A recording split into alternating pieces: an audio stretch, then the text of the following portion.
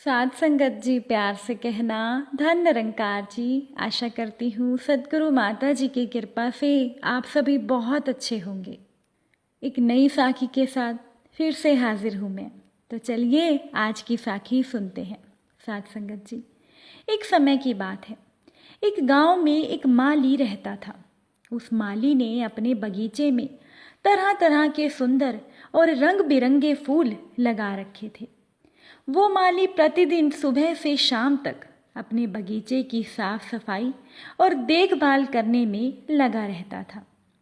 वो माली रोज सुबह फूलों की टोकरियां भर लेता था और नज़दीक के बाजार में बेच आता था। जब कहीं पर भी कोई भी उत्सव या त्योहार होता था तो वहाँ के आयोजक माली से फूलों की व्यवस्था करने के लिए कहते थे। तो वो माली अपने नौकरों के साथ फूलों की टोकरियां लेकर वहां पर पहुंच जाता था। साथ संगत जी, एक दिन की बात है। राजमहल में बहुत बड़ा उत्सव था। अब राजा ने अपने राजमहल को सजाने के लिए 100 टोकरी फूल मंगवाए। वो माली सुबह सवेरे जल्दी उठा और अपने नौकरों को लेकर अपने बगीचे से ताज़े फूल चुनने लगा। साथ संगत जी, सुबह होते होते उसने 100 टोकरियां फूलों की भर ली और 100 टोकरियां फूलों की लेकर वो माली राजमहल की ओर रवाना हो गया। संयोग से उस दिन राजमहल में शाही भोज था, इसीलिए कोई भी नौकर बगीचे में नहीं रुका। साथ संगत जी, जब बगीचे में कोई नहीं था तब कहीं से एक गाय उस बगीचे में आ गई और वहां पर चरने लगी। भरपेट चरने के बाद जब गाय बगीचे से बाहर निकल रही थी तभी माली वहां आ पहुंचा। उसने गाय को जब बगीचे में देखा तो उसे बहुत गुस्सा आया। गुस्से में आकर उस माली ने गाय को लाठी से मारना शुरू कर दिया। वो गाय बहुत बूढ़ी थी, इसीलिए जल्दी ही उसने प्राण त्याग दिए। थोड़ी ही देर में माली गो हत्या का दोषी हो गया। साथ संगत जी, थोड़ी ही देर में ये बात पूरे राज्य में फैल गई। अब जब ये बात राजा को पता चली तो उसने अपने सैनिकों को भेजा और माली को बंदी बनाने का आदेश दे दिया। साथ संगत जी, राजा के सैनिक माली को बंदी बनाकर राजमहल में ले आए। अब अगले दिन उस माली को राज दरबार में पेश किया गया। साथ संगत जी, अब उस माली का दोष इतना संगीन था कि किसी से कुछ पूछने की कोई ज़रूरत ही नहीं थी। इसीलिए राजा ने माली को 1 वर्ष तक गायों के भोजन की व्यवस्था करने का दंड दिया। अब माली ने राजा से कहा, महाराज, अगर आपकी आज्ञा हो तो मैं अपनी सिफारिश में कुछ कहना चाहता हूँ। राजा ने माली को इजाज़त दे दी। अब वो माली बड़ा ही चतुर था, बहुत चालाक था। माली ने राजा से कहा, महाराज, बेशक गाय की हत्या मेरे हाथ से हुई है, लेकिन आप तो जानते ही हैं कि ये शरीर इंद्रियों के अधीन होता है और इंद्रियां इंद्र के अधीन होती हैं।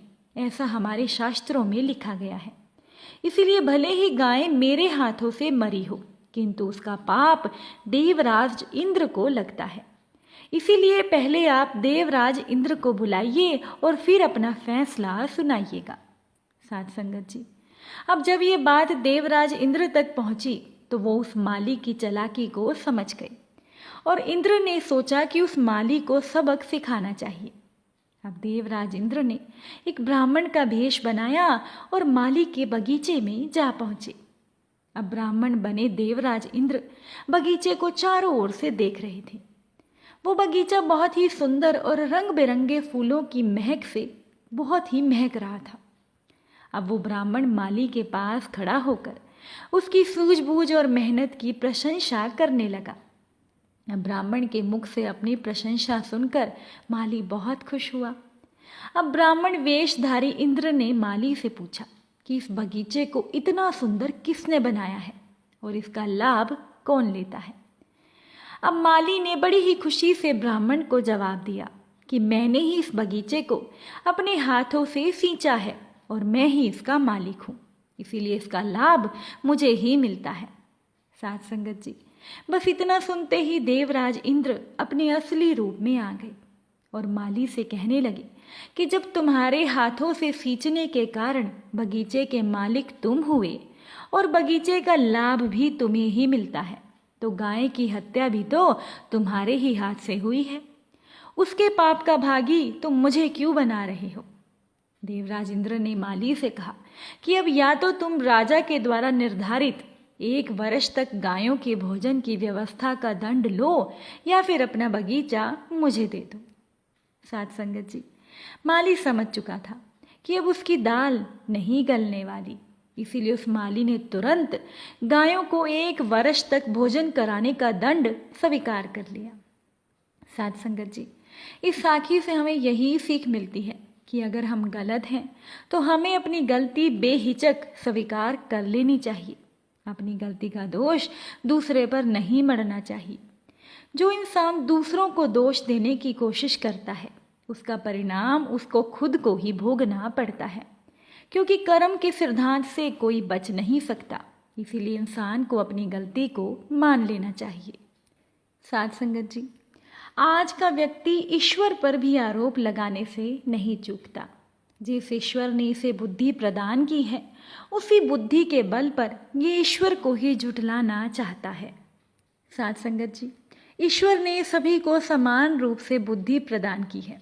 अब ये तो इंसान के ऊपर है कि वो अपनी बुद्धि का प्रयोग अच्छे के लिए करे या बुरे के लिए।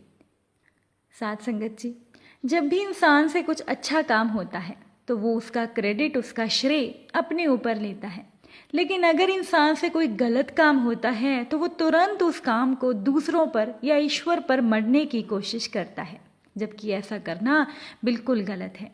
अगर कभी कोई गलती हमसे हो भी जाती है तो हमें उस गलती को मानकर उसके लिए क्षमा मांग लेनी चाहिए।